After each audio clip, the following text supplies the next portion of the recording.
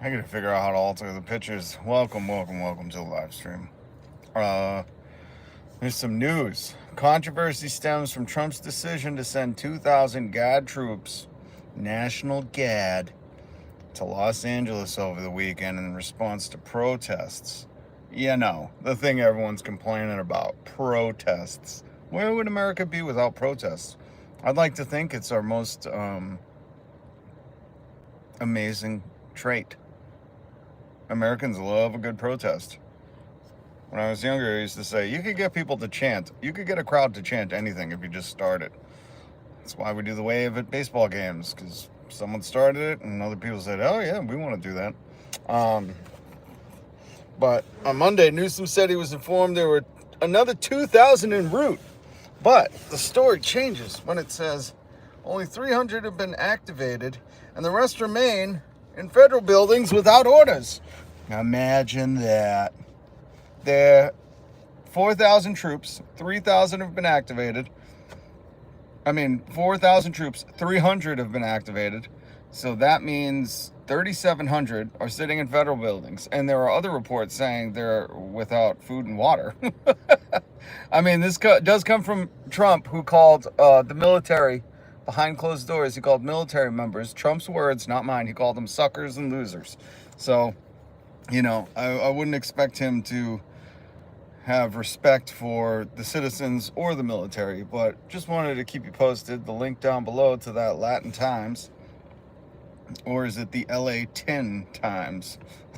The old tin can network. So I wanted to show you that because that's an interesting report, and obviously we're staying abreast. We're staying a couple abreast of what's happening in LA. And from what else I was seeing is there are LA charities that are handing out gas masks and all sorts of goodies to help fight the good fight. And this is American, to protect your neighborhoods, to protest. You got to kind of wonder, all the people that are complaining about this or saying, it's a nuisance, or you're in the way, or you're being disruptive. Well, number one, if your protest isn't disruptive, you're just having a parade. And, well, even parades can be disruptive. You're just having a gathering. But I would think that the country that put into its constitution to have a militia ready and on hand would be all about protesting. A militia is just an armed protest. What's up, Shade? Or Solis? There's a great article, a story I hadn't known that I wanted to share with you guys. I linked the Smithsonian Magazine article down below. And it's about Anthony Burns. Was a young African-American man captured on his way home from work. He had escaped slavery from in Virginia and had made his way to Boston, where he was employed at a men's clothing store. His owner tracked him down and had him arrested under the Fugitive Slave Act of 1850. And where did I leave off? In the United States Constitution, Burns had no rights whatsoever. This is Anthony Burns. That is a, what is it? What does it say? What do they call those things? A print. Is it like a lithoprint? I think that's a lithoprint of Anthony Burns, the escaped slave who made his way to Boston, and his life around there. But that enraged a Amos Adams Lawrence. This was the first time Lawrence had ever came face to face with the evils of slavery. Shortly after Burns was returned to bondage, he wrote to his uncle that, "We went to bed one night, old-fashioned, conservative, compromise Union Whigs, and woke up stark, raving, mad abolitionists." Now, this is a fascinating... Hey, what's up, CJ? This is a fascinating story. Now, I know I'm well-versed with the story of Free Kansas, Bleeding Kansas, John Brown, who went out from the New England area, who kept trying to secure funding from what were they called? The Secret Six New Englanders who were helping to fund John Brown. But I bring this story up especially with the protests in LA, because for all the people who will say like, oh, it's just the law, it's what it is, or whatever, there's a plethora of naysayers out there. But at one point, slavery was legal, and there was a Fugitive Slave Act. And this escaped slave who left Virginia, made his way to Boston, and was leading a somewhat normal life for the time, after escaping slavery, was tracked down, hunted down, and captured and returned to slavery. And things like that, when people witness that firsthand, it's unfortunate that just the thought of that happening wouldn't change people's minds. But when people learn about it firsthand, when it happens in their community, like this quote said, we went to bed conservative, compromised Whigs and woke up woke up mad, stark abolitionists. When things happen and it hits home and it hits your community, it will change you overnight. Or sometimes not even overnight. Maybe that's where we got the term woke, because he says we woke up. But it will wake you up to the realities of what can happen. And if it can happen to them, at the time it was just based on the color of their skin, but I'm sure there were a lot of people going, well, that's just a human, man. Or I'd like to think people saw the humanity in each other and said, well, if they're going to do that to him, what is stopping them from doing that to me? Or what is stopping, what's the difference, and these people at the time, hopefully, were starting to comprehend that we're human and have empathy and compassion. Sounds like 12 Years a Slave. I didn't see that movie. I should. And I didn't know about this Amos Lawrence story where, he was a wealthy dude, went to Harvard, had given a $50,000 donation in the 1800s to Harvard, which was the largest donation at the time. He was the typical coastal elite, I guess you could call him, in the 1850s, in the Civil War period. But him witnessing the plantation owner tracking down and capturing, what was his name? Sorry, I gotta move out of the way. I can't see his name. Oh, what was his name? Anthony Burns, in 1854, right before the Civil War. Anthony Burns, who was just working.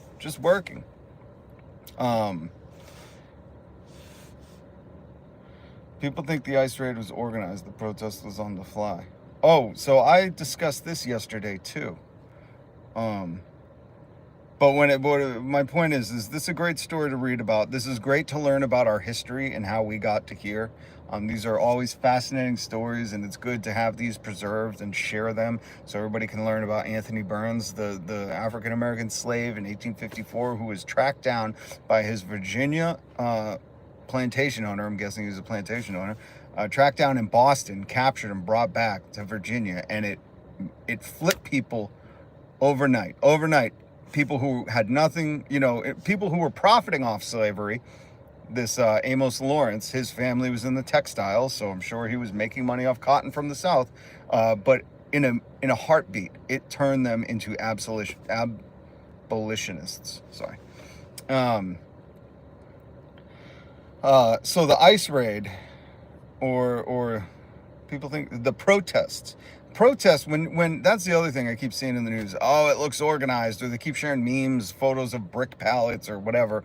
But the truth is any kind of protest, any kind of rally, any kind of gathering has to be organized.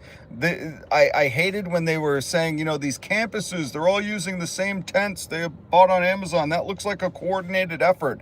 It's like, it has to be a coordinated effort to get that many people to show up somewhere. Everything takes organization. Telling people how to protest cruelty is, yeah, right. It's just incredible that these talking heads on TV think a gotcha is, well, this must be well-funded and organized. Of course it is. Every protest needs to have some kind of funding. People need to get there, and it also has to be organized. Just look throughout history. Look at this story that's in the Smithsonian, link down below. Please read about this story. because this talks about the slave Anthony Burns, who was captured and returned in Boston, and how it turned these conservative Bostonians who were wealthy, had no, were benefiting off slavery, how it turned them into abolitionists overnight. And then they started funding the cause of the free states being admitted to the Union. This dude, Amos Lawrence, who was the wealthy textile merchant, who was born into wealth, he started funding people, and they started funding immigrant with the E. They started funding people to move out to Kansas. That's where John Brown went as well, because at the time, Kansas was going to be either admitted to the Union as a free state or a slave state. And they were funding people to go out and settle there, so when the vote happened, they could turn Kansas into a free state and not have slavery in that state. So there's always been funding, there's always been backers, there's always been organization. So when you hear that, just understand that that's not a gotcha. If anything, you go, of course, like, how do you think this fucking happened? Like, people didn't accidentally all show up at the same, everybody didn't stop in traffic. Screen recording this random glitch.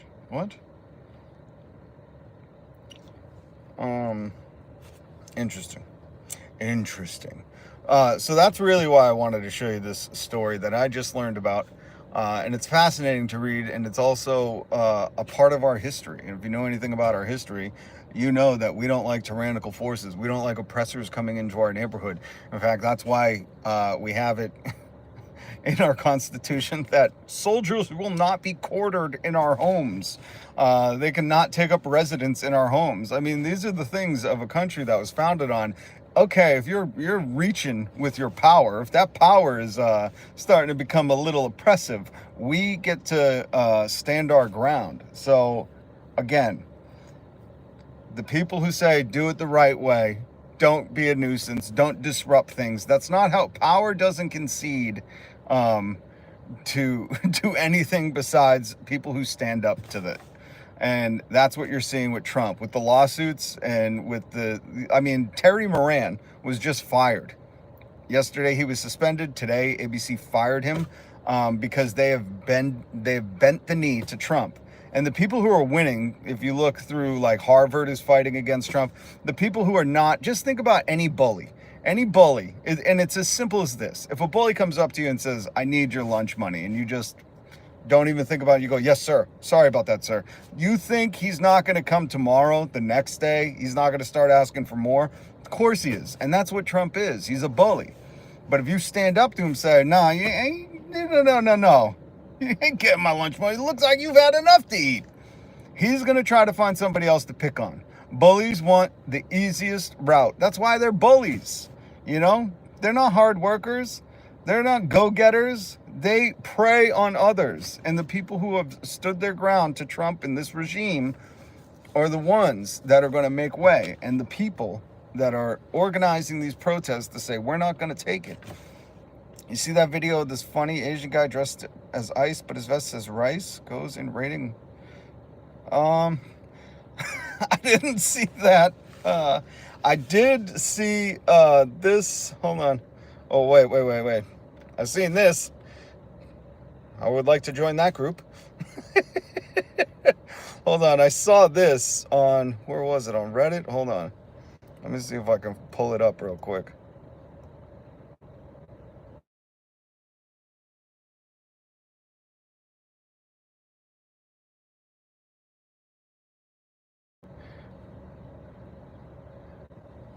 I hope it don't glitch. Listen, I gotta go. Read the stuff below. Hit subscribe. Hit the notification bell. Peace.